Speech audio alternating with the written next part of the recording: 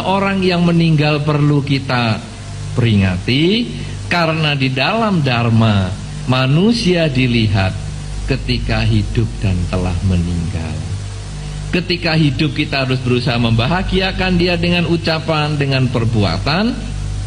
Ketika telah meninggal pun kita perlu memperingati dia, karena dia pernah berhubungan dengan kita, baik berhubungan secara langsung sebagai keluarga, pasangan hidup, anak, kemudian mertua, atau kakak, adik, tetangga, atau yang berhubungan tidak langsung dalam arti hanya tinggal di dunia ini bersama-sama.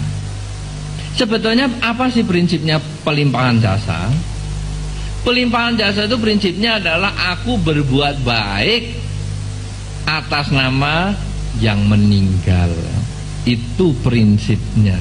Jadi kalau si meninggal itu almarhum A, maka ketika kita berbuat baik, kita mengucapkan tekad di dalam hati, semoga dengan kebaikan ini almarhum A mendapatkan kebahagiaan.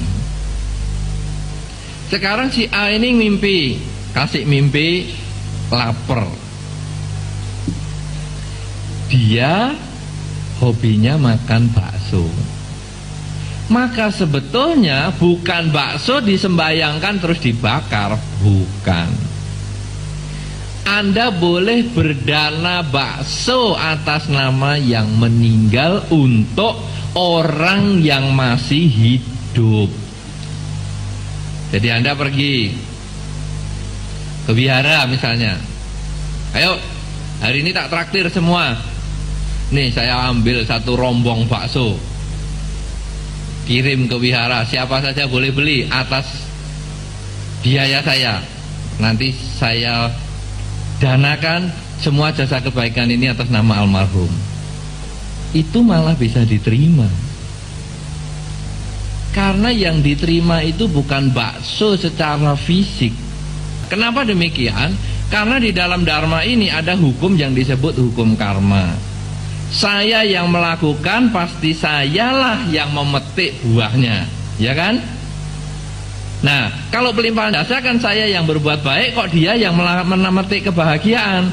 Kan sepertinya bertentangan dengan hukum karma.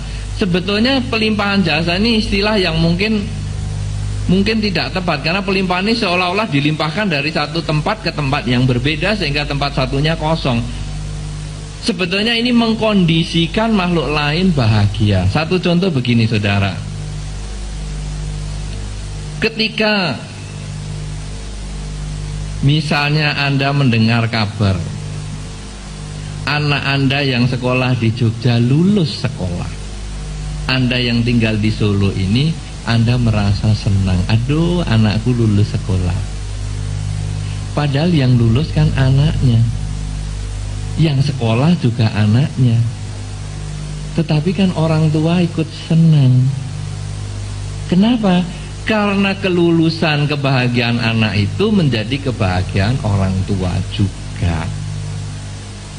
Jadi misalnya tadi datang ke wihara, panggil rombong bakso.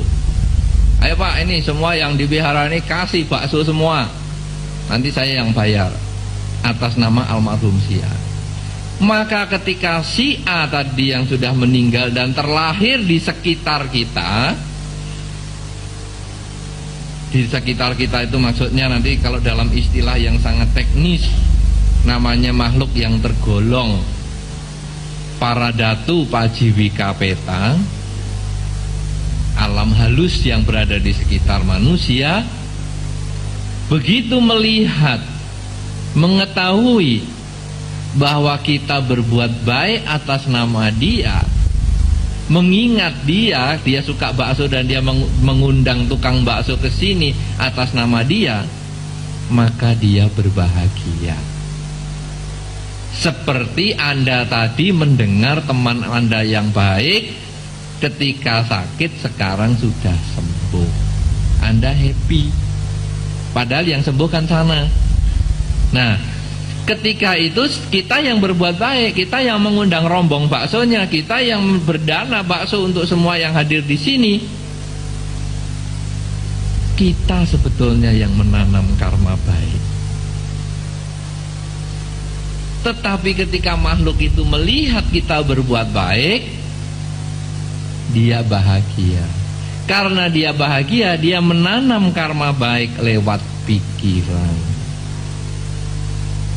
Semakin sering kita melakukan kebaikan atas nama almarhum si A tadi, semakin banyak karma baik yang dia tanam lewat pikiran dia.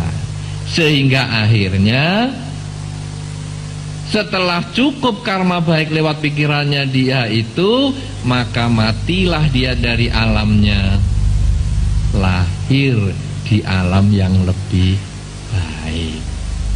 Itu jadi jautu. Patik dana itu jautu.